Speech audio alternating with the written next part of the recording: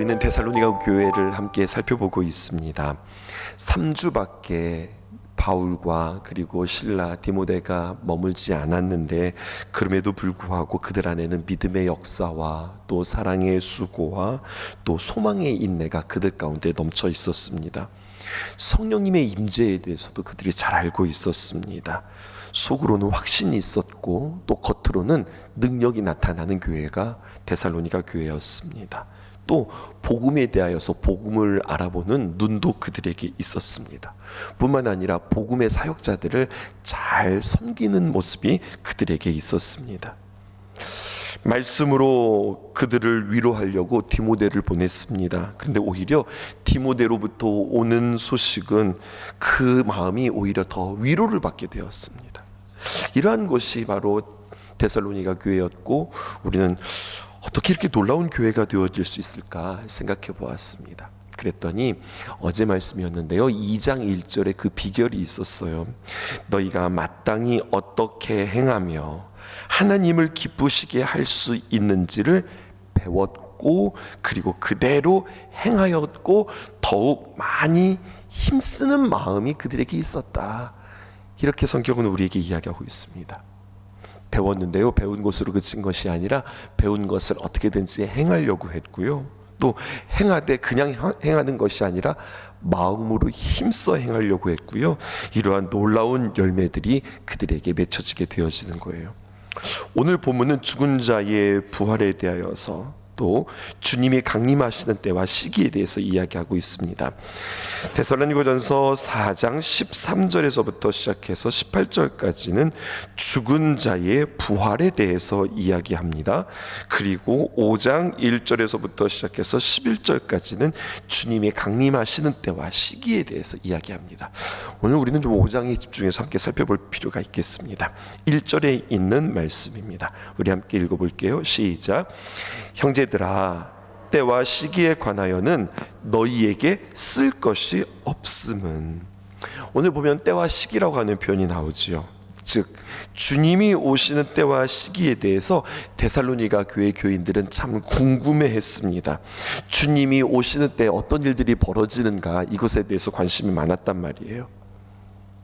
사도 바울이 그의 서신서 가운데, 오늘 이 말씀은, 이 데살로니가전서는 그의 서신서 가운데 제일 먼저 쓰여졌어요. 시기상 굉장히 앞에 있습니다. 그러면 이것은 무엇을 말하는가 하면은 예수님의 십자가의 사건과 부활의 사건과 그리고 승천이 있었던 것이 얼마 되지 않았다는 거예요. 그래서 당시 초대교회 교인들이 가졌던 신앙 가운데는 어떤 신앙이 있었냐면, 승천하신 예수님은 곧 재림하신다, 우리 때에 재림하신다라고 하는 믿음이 그들에게 있었습니다. 그렇게 재림하실 예수님을 기다리고 있었는데요, 생각보다 늦는 거예요. 생각보다 예수님이 오시지 않는 겁니다. 예수님이 오시지 않고 그동안 예수님을 기다렸던 사람들은 하나 둘씩 죽어가기 시작합니다. 그러자 궁금증이 그들 가운데 생겼어요. 예수님이 우리가 살아계실 때 오실 줄 알았는데, 우리가 재림의 예수님을 만나지 못하고 우리가 죽게 되어지면 어떻게 하지? 궁금증을 넘어서 그들의 마음 가운데에는 불안함이 생겼습니다. 그런데 성경은 사도 바울을 통해서 뭐라고 이야기하는가? 때와 시기에 관하여 관심을 갖기보다 너희들이 더 이것에 대해서 너희들에게 쓸 것이 없다라고 이야기합니다. 여기에서 우리는 한 가지 생각해 볼 것이 있습니다. 아주 중요한 개념인데요, 그것은 바로 무엇인가? 때는 무엇이고 시기는 무엇일까요? 오늘 성경에 보면 1절에 때가 등장하고 시기가 등장합니다. 때는 무엇이고 시기는 무엇일까요? 이것에 대해서 여러 번 우리 성도들과 함께 이야기해 본 적이 있었습니다. 헬라어로 시간이라고 하는 말은 두 가지로 표현하는데요, 기억나시죠? 크로노스라고 하는 것과 그리고 카이로스라고 하는 두 가지의 시간의 표현이 있습니다. 성경은 바울이 말한 크로노스, 이게 바로 때이고요, 그리고 카이로스, 이게 바로 시기예요. 크로노스, 때가 무엇인가 하면 우리가 맞이하는 일반적인 시간들입니다. 우리가 누구나 갖게 되어지는 시간, 그래서 이것들을 이해하는 것은 어렵지는 않아요. 그런데 이 카이로스, 이것을 이해하는 것이 중요합니다. 카이로스는 언제냐? 하나님의 응답의 때, 하나님의 어떤 결정적인 사건이 벌어지는 때, 하나님께서 시간을 뚫고 우리 인간에게 오셔서 우리의 삶에 하나님의 놀라운 일들을 일하시는 때, 이것이 바로 카이로스입니다. 예를 들어서요, 많고 많은 흘러가는 시간 속에서 1945년 8월 15일은 아프리카 우간다 사람들에게는 그냥 평범한 일상의 하루였겠지만, 대한민국에 살아가는 우리에게는 그날 평범한 일상이 아니라 우리에게 그날은 역사적인 날이었습니다. 우리가 해방을 맞았고 그리고 광복의 기쁨을 얻었던 때가 1945년 8월 15일입니다. 2002년 6월 22일은 그냥 6월의 한 날이 아니었습니다. 한국 월드컵 4강이 떠오르면서 온 국민이 하나 되고 함께 기뻐했던 날입니다. 2020년도 3월 11일은 WHO 세계보건기구가 신종 코로나 바이러스 감염증 코로나19를 세계적인 팬데믹으로 선포했던 날입니다. 아무도 예측하지 못했던 코로나가 온 사회를 멈추게 했던 날, 그런 식으로 흘러가는 크로노스의 날이 아니라 그때 벌어진 어떤 역사적인 순간, 하나님의 결정적인 사건, 이게 카이로스예요. 성도님들이 이렇게 질문하실까요? 그러면 목사님, 월드컵 4강이 오른 것이 하나님이 하신 일입니까? 이렇게 물으실 수 있겠어요? 물으신다면 저는 이렇게 대답할 것 같습니다. 네, 그렇습니다. 하나님께서 하신 일입니다. 우리의 일상의 크고 작은 모든 일들은 모든 것이 다 하나님의 계획과 하나님의 섭리 안에서 이루어지는 겁니다. 월드컵 4강 진출은 그냥 4강 진출로 끝나는 것이 아니라 그것을 통하여서 부차적인 일들이 발생합니다. 사회, 경제, 문화에 미치는 영향, 국내뿐만 아니라 세계에 미치는 영향, 심지어 사람들의 마음까지도, 사람들의 열정까지도 하나님께서 다 세심받으셨고 하나님의 귀한 계획 가운데 하나님의 역사를 이루어가고 있습니다. 그런데 중요한 것은, 그러므로 우리가 살아가는 날들은 단순한 때로만 이루어지는 것이 아니라 단순한 시간의 연속일 뿐만 아니라 우리가 달력을 하루하루 뜯으면서, 옛날 달력은 그랬잖아요.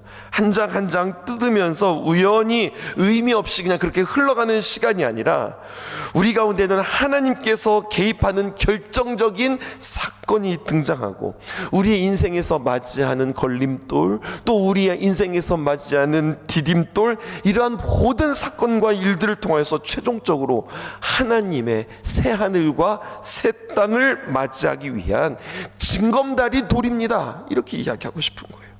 이 시기, 카이로스, 하나님의 역사는 하나님이 이렇게 역사하시고 또 이렇게 역사하시고 이렇게 역사하시고, 그냥 그런 어떤 역사의 나열들이 아니라 그 모든 역사들을 가만히 보았더니 이것은 한 가지, 오직 한 가지, 하나님의 구원의 역사, 새하늘과 새 땅을 창조하기 위한 하나님의 귀한 구원의 역사의 총집합이라고 하는 사실입니다.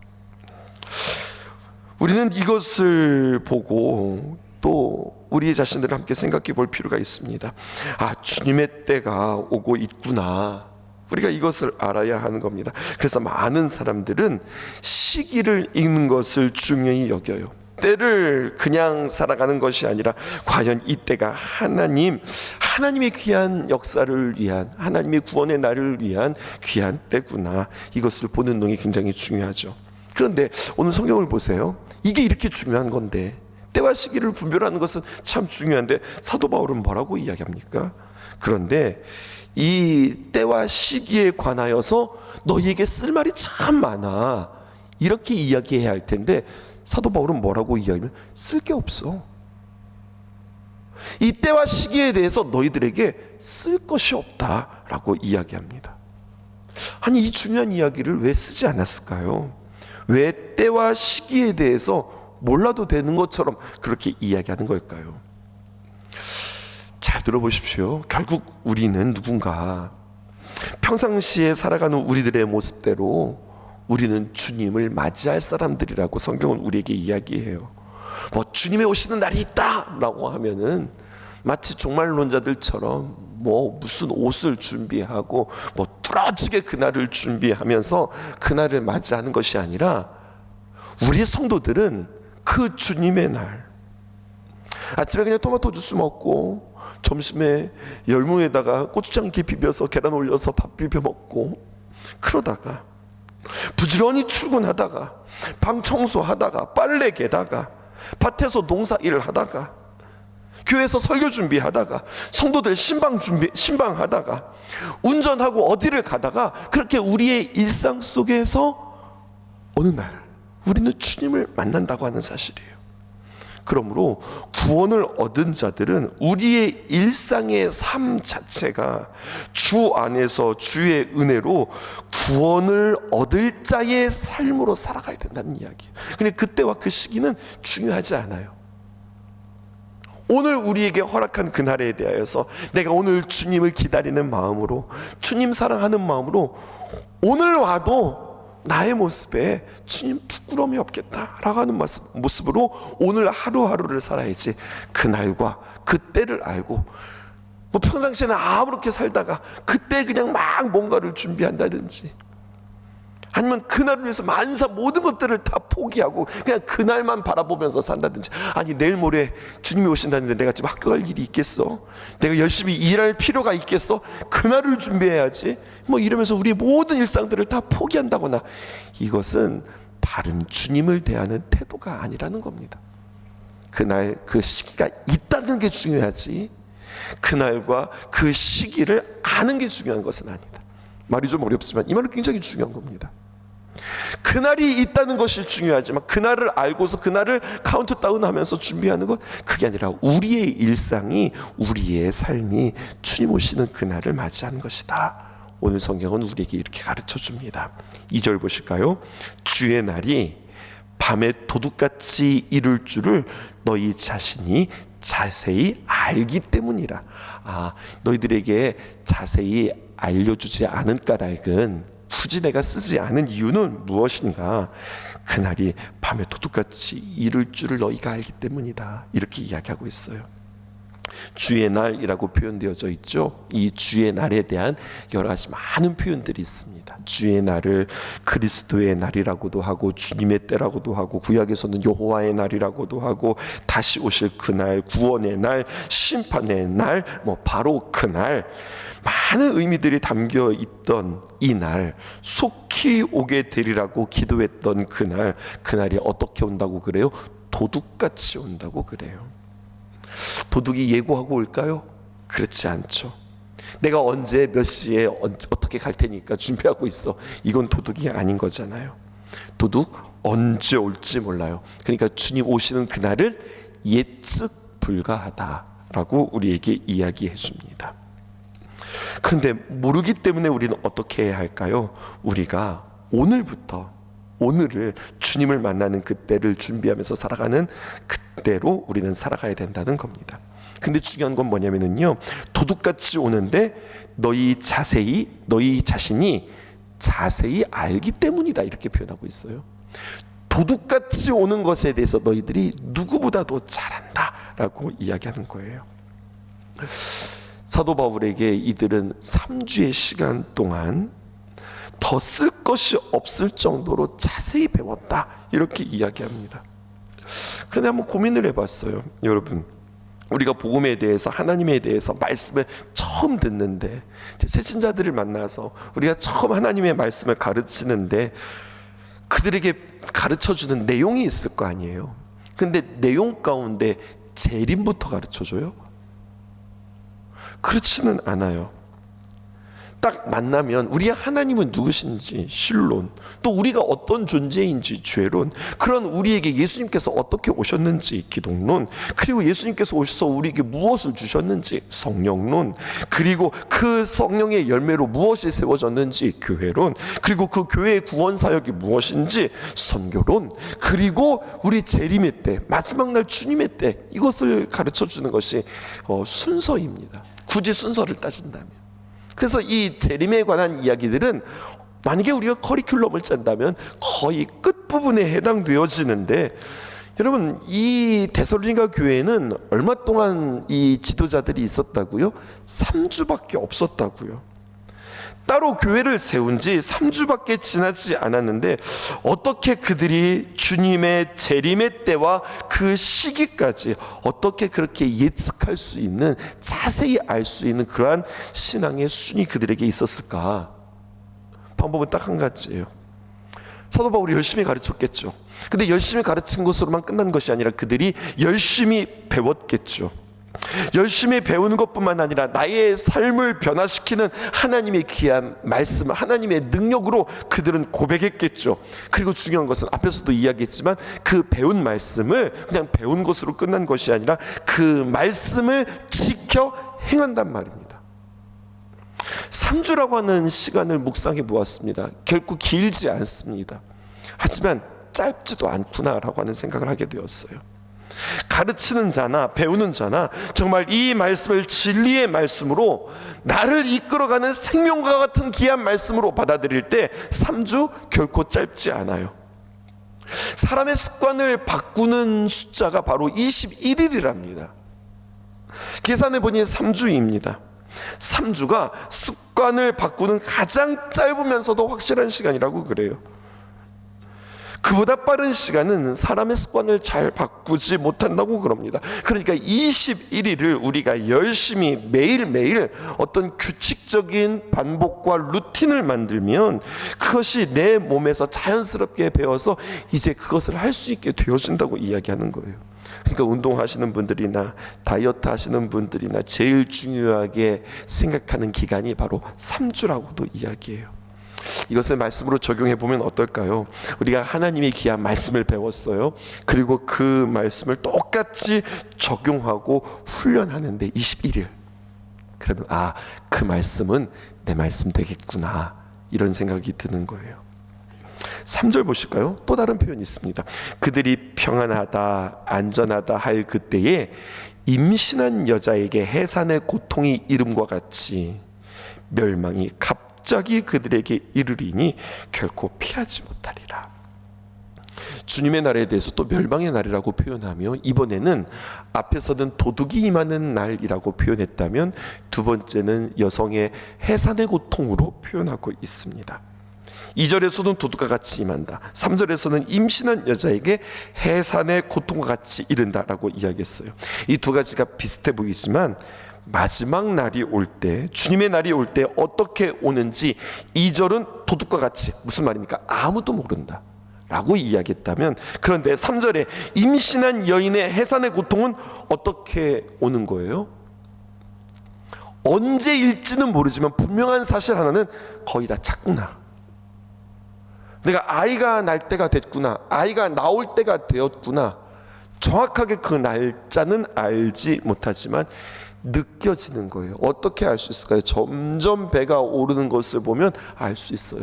배가 차오르다 못해 이제 밑으로 처지게 되어지면 알게 되어지는 거예요. 때가 옴을 느끼는 거죠. 첫 번째를 통하여서 우리에게 주시는 메시지는 그날은 아무도 알지 못한다. 그러나 두 번째, 그러나 반드시 그날은 온다. 이것이 바로 재림에 대한 아주 중요한 메시지인 겁니다. 그렇기 때문에 우리는 어떻게 해야 할까요? 준비해야 하죠. 그날이 언제인지는 모르지만 반드시 온다. 준비해야죠. 어떻게 준비할까요? 우리 다음 주부터 준비해 볼까요? 올해 그냥 이렇게 지내고 내년부터 열심히 준비해 볼까요? 성경은 이야기하는 거예요.